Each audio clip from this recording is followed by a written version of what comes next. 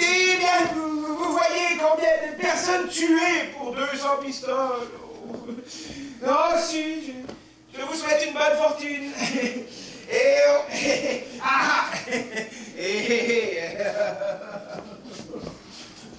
Ça va, plaît-il?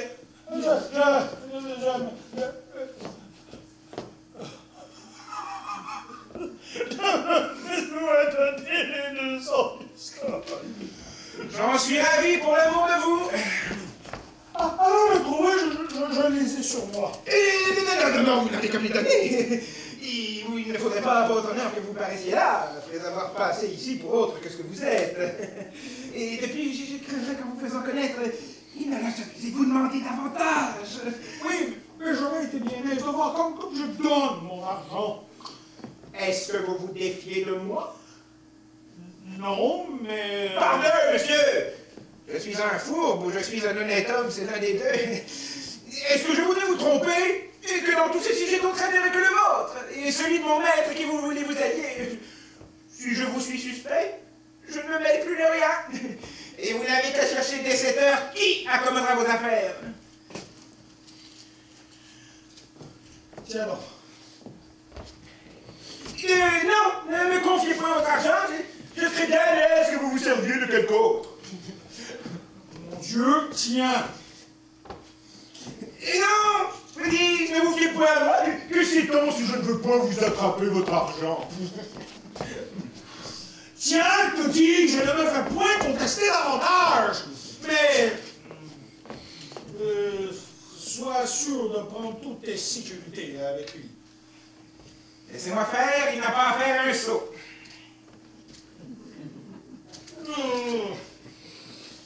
Je vais t'attendre chez moi.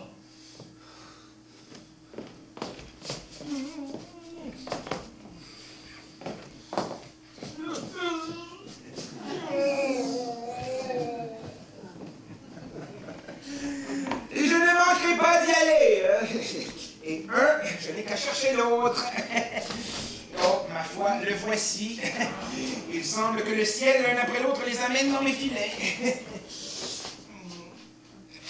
Oh, ciel! Oh, disgrâce imprévue! Oh, misérable père! Pauvre gérante, que feras-tu? Oh! Dit-il là de moi avec ce visage affligé? N'y a-t-il personne qui puisse me dire où est le seigneur gérante? Y a-t-il, Scapin? Où pourrais-je le rencontrer pour lui dire cette infortune? Qu'est-ce que c'est donc? Enfin, je cours de tous côtés pour le pouvoir trouver. Mais voici! Il faut qu'il soit caché en quelque endroit qu'on ne puisse point deviner. Et dis donc aveugle que tu ne vois pas en là! Oh, monsieur, Il n'y a pas moyen de vous rencontrer. Il y a une heure que je suis devant toi. Qu'est-ce que c'est donc qu'il y a? monsieur, Quoi? votre fils Eh bien, mon fils.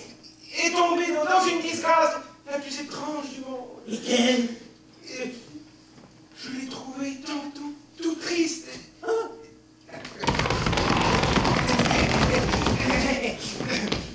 Je l'ai trouvé tantôt tout triste. De je ne sais quoi que vous lui avez dit. Et où vous m'avez mêlé assez mal à propos. Et cherchant à divertir cette tristesse, nous nous sommes allés promener sur le port. Là, entre autres plusieurs choses, nous avons arrêté nos yeux sur une galère turque, assez bien équipée. Un jeune turc de bonne mine nous a présenté la main et nous a invités d'y entrer. Nous y avons passé. Il nous a fait 1000 civilités, nous a donné la collation, où nous avons mangé les fruits les plus excellents qui se puissent voir, et bu du vin que nous avons trouvé le meilleur du monde. Mais qu'y a-t-il de si affligeant en tout ça? Attendez, monsieur, nous y voici. Nous y voici. Pendant que nous mangions, il a fait mettre la galère en mer. Et se voyant éloigné du port, il m'a fait mettre dans un esquif. Et m'en va vous dire que si vous lui envoyez par mois tout à l'heure 500 écus, il va vous emmener votre fils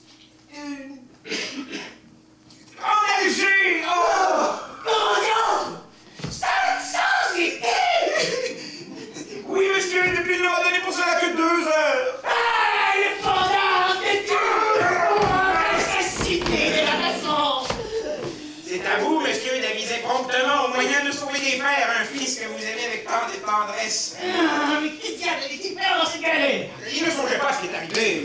Attends, dire à ce Turc que je vais envoyer la justice après lui. La justice en pleine mer, vous moquez-vous des gens? Ah, que diable allait-il faire dans cette galère?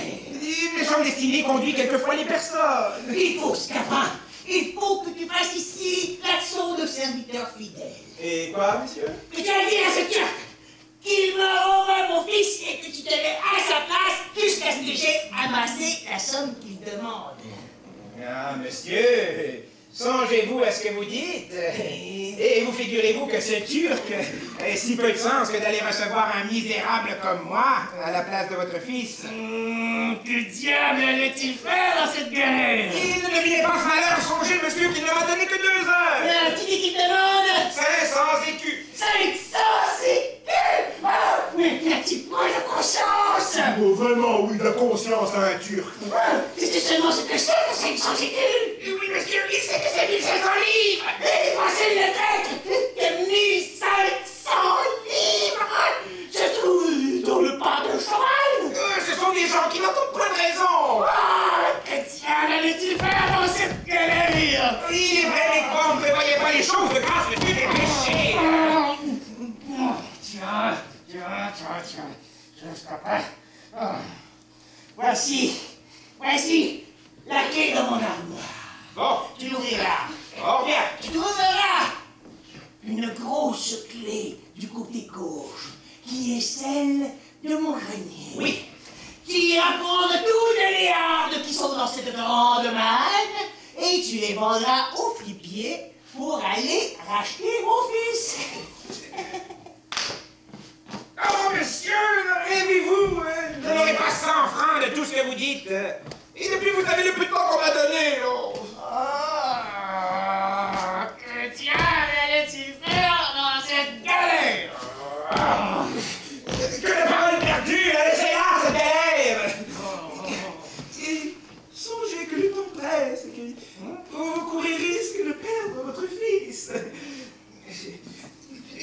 Hélas, mon pauvre maître, peut-être que je ne te verrai de ma vie, et qu'à l'heure que je parle, on t'emmène esclave, en Alger.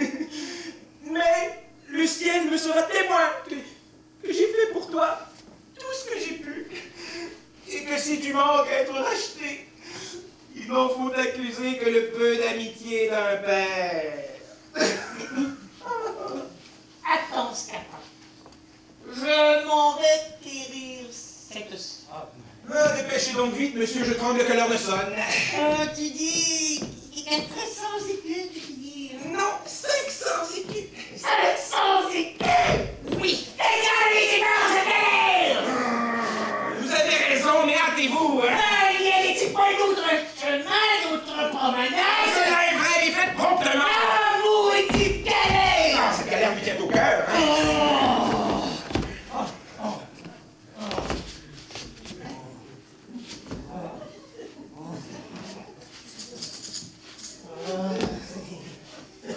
Tiens, Scapin, je ne me souvenais pas que je viens justement de recevoir cette somme en or. Et je ne croyais pas que tu m'être sitôt la vie.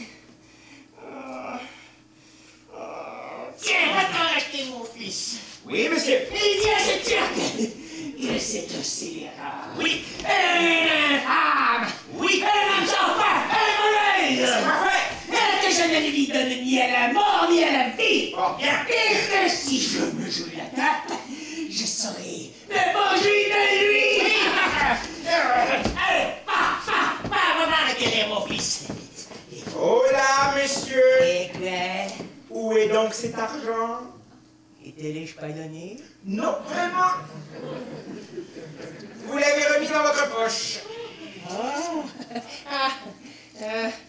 C'est la douleur qui me trouble l'esprit. Ouais. Je le vois bien. Et diable, allez-tu faire dans cette guerre? Ah, maudite guerre!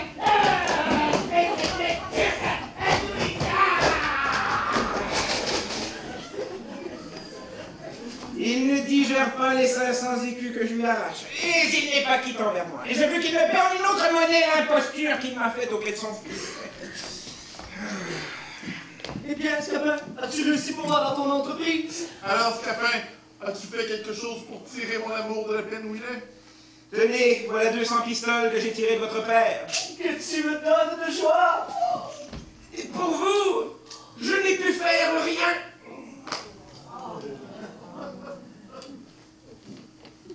Alors, il faut donc que j'aille mourir.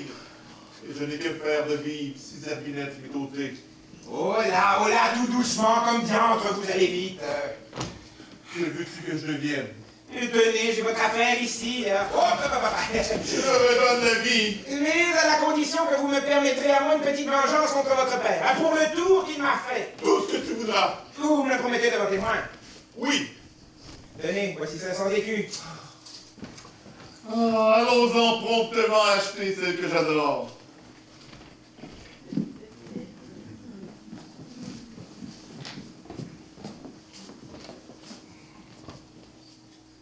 Oui, Rosamond permettait entre eux que vous fussiez ensemble et nous nous acquittons de l'ordre qu'ils nous ont donné. Un tel ordre n'a rien qui ne me soit fort agréable. Je reçois avec joie une compagne de la sorte.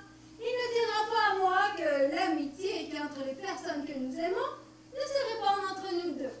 J'accepte la proposition. Il ne suffit pas personne à reculer lorsqu'on m'attaque d'amitié. Et lorsque c'est d'amour qu'on vous attaque? Pour l'amour, c'est autre chose. On y court un peu plus de risques et je n'y suis pas si hardi. Vous l'êtes que je crois contre mon maître maintenant. Et ce qu'il vient de faire pour vous ne doit vous donner du cœur pour répondre comme il faut à sa passion. Je ne m'y fie encore que de la bonne sorte. Et ce n'est pas assez pour m'assurer entièrement que ce qu'il vient de faire.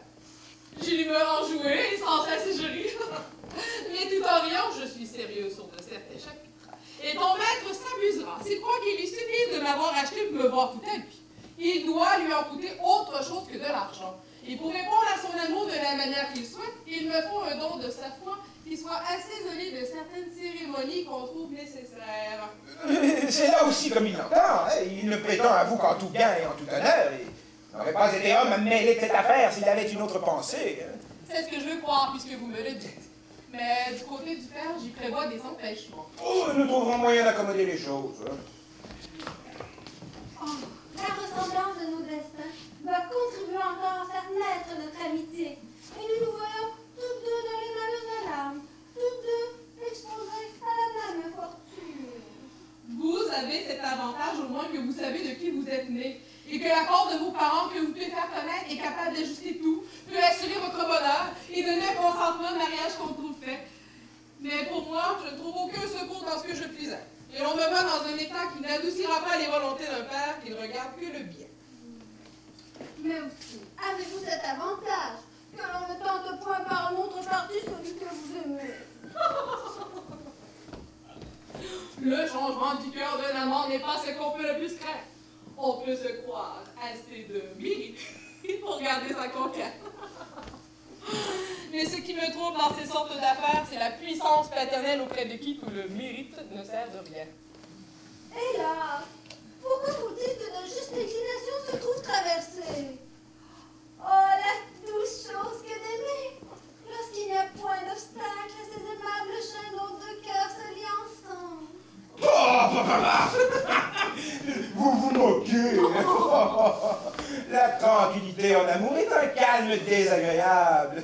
Un bonheur tout uni nous devient ennuyeux. Il faut du haut et du bas dans la vie.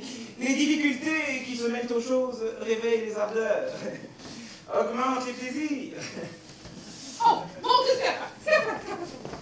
Fais-nous un peu ce récit qu'on m'a dit qu'il était si plaisant. Oh, du stratagème dont tu t'es avisé pour soutirer de l'argent de ton vieillard avare. Tu sais, on ne perd point sa peine lorsqu'on me fait un coup, et que je le fais bien par la joie qu'on m'y voit prendre. Et voilà Sylvestre, qui s'en acquittera aussi bien que moi. J'ai dans la tête certaines petites vengeances dont je vais goûter le plaisir. Pourquoi de gaieté de cœur tiens-tu à t'attirer de méchantes affaires? Je me plais à tenter des entreprises hasardeuses. Tu quitterais le dessin que tu as, tu m'en voulais croire. Oui, mais c'est moi que j'en croirais. Et à quoi diable te vas-tu amuser? De quoi diable te mets-tu en peine, hein? Et c'est que je vois que sans nécessité, tu vas t'acquérir le venu de coups de bâton. Eh bien, c'est tout dépend de mon dos, non pas du tien. Ah, il est vrai que tu es maître de tes épaules et tu en disposeras comme il te plaira. Ces sortes de périls ne m'ont jamais arrêté. Et je hais ces cœurs pusillanimes qui, pour trop prévoir les choses, n'osent rien entreprendre. Nous aurons besoin de tes soins. Allez, je vous irai bientôt rejoindre. Hein? Allez.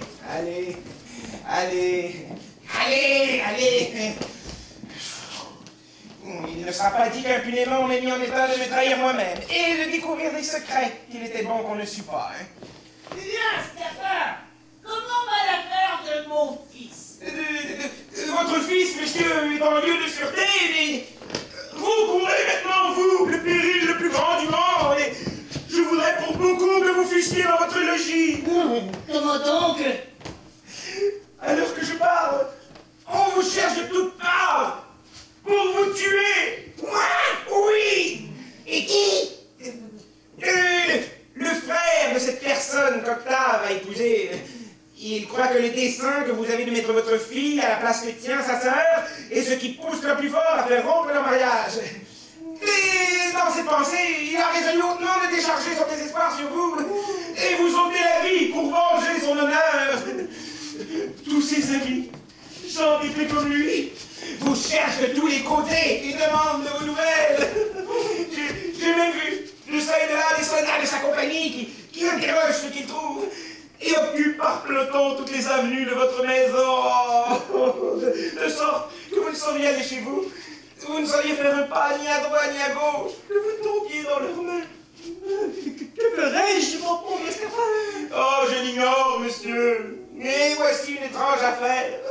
Je tremble pour vous depuis les pieds jusqu'à la tête et... Oh, attendez! Non, ce n'est rien.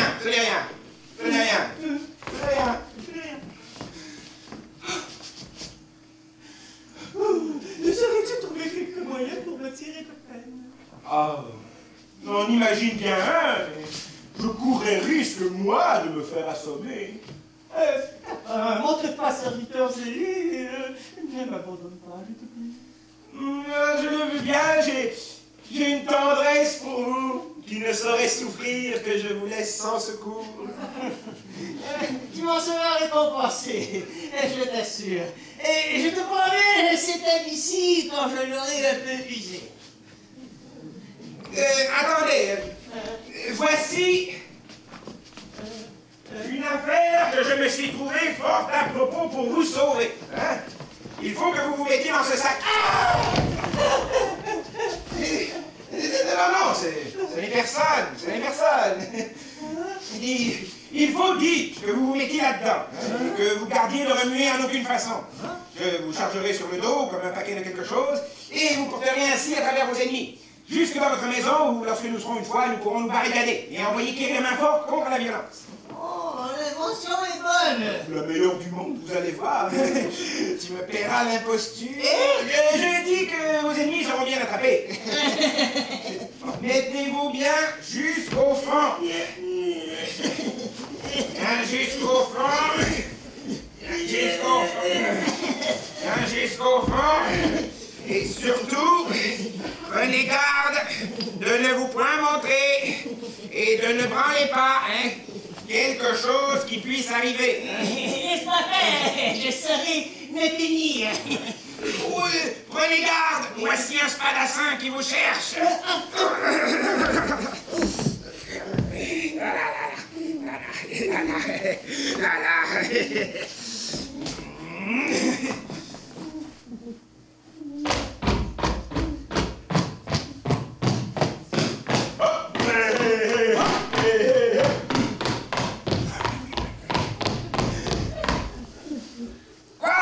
Je n'aurai pas l'avantage de tuer ses gérantes, et quelqu'un par charité ne m'enseignera pas où il est.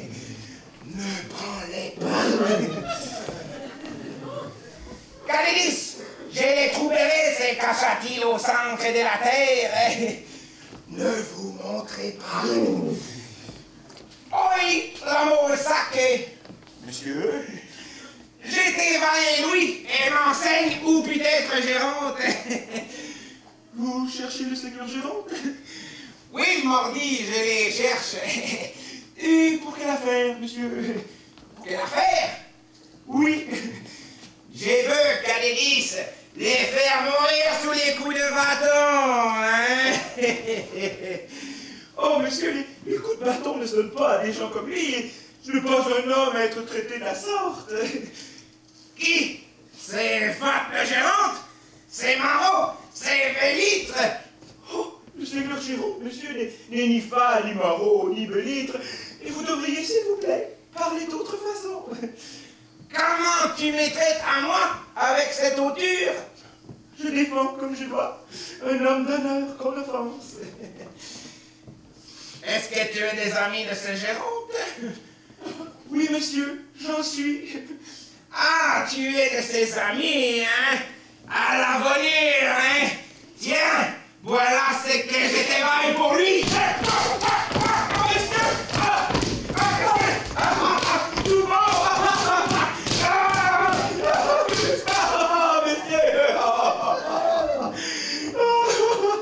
Va et portez-lui cela de ma part, enthousiaste.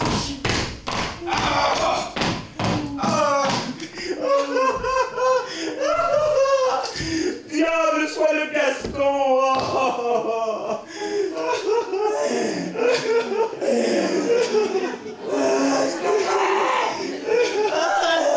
Je n'en peux plus. Oh, monsieur, je suis tout moulu, les épaules me font un mal épouvantable. Comment? C'est sur les miennes qu'il a frappé. Denis, monsieur, c'est sur mon dos qu'il frappait. Qu'est-ce que tu dis là? J'ai bien senti les coups et les sangs viennent encore. Oh, monsieur, ce n'est que le bout du bâton qui est allé jusque sur vos épaules. Eh bien, tu devais te retirer un peu plus loin pour m'épargner. Prenez garde. En voici un autre qui a la mine d'un étranger.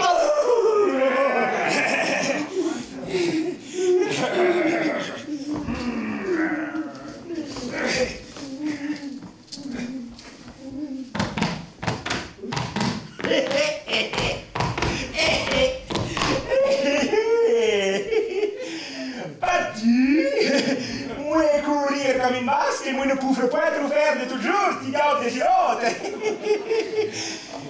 Cachez-vous bien. Dites-moi un peu, vous, pour assez vite, s'il vous plaît. Vous pouvez savoir d'où est ce Géronte que vous cherchez? Non, monsieur, je ne sais point où est Géronte. Dis-moi-le vous franchement. Moi, il ne vouloir pas grand-chose à lui. Laisse seulement pour lui donner une petite régale sur le dos, d'une douzaine de coups de baston et de 3 ou 4 petits coups d'épée au travers de son poitrine. Je vous assure, monsieur, que je ne sais pas où il est. Il me semble que j'y vois remuer quelque chose dans ce petit sac. Pardonnez-moi, monsieur. Il est assurément quelque histoire la tétan. Point du tout, monsieur. Moi, d'avoir envie de donner un coup d'épée dans ce petit sac. Oh, monsieur, gardez-vous-en bien. Montrez-moi fou ce que c'est celui-là. Tout beau, monsieur. Comment tout beau? Vous n'avez que faire de vouloir voir ce que je porte. Moi, je vais vouloir voir, moi. Vous ne verrez point. Aïe, que de badimante! Ce sont hardes qui m'appartiennent. Montre-moi fou, ce que dis-je? Je n'en ferai rien. Aïe, toi, ne faire rien! Non. Moi, paillé de ce baston de ses épaules, toi! Je me moque de cela. Aïe, aïe, toi, faire le drôle, hein? Toi, faire le drôle, hein? Toi, faire le drôle, hein? Toi, faire le drôle, hein?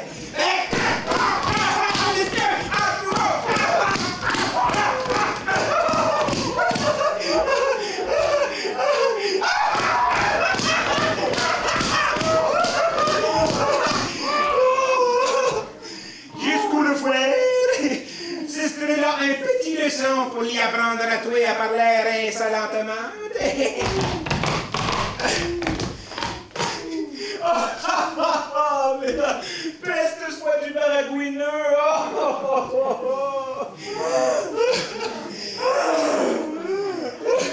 Je suis roué. Je suis mort. Pourquoi diable faut-il qu'il frappe sur mon dos? Prenez garde. Voici une demi-douzaine de soldats tout ensemble.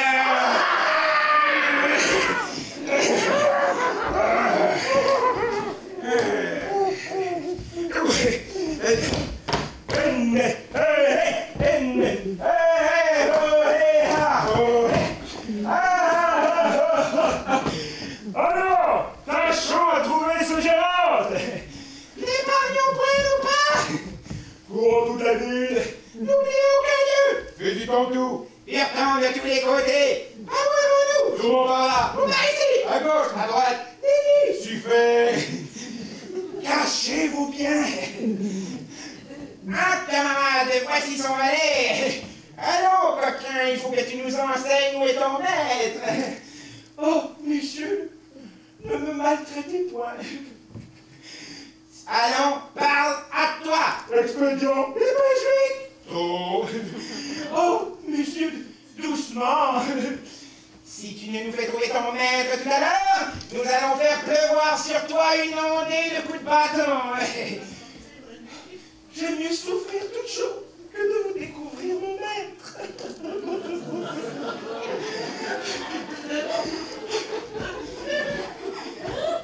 Tu as envie d'être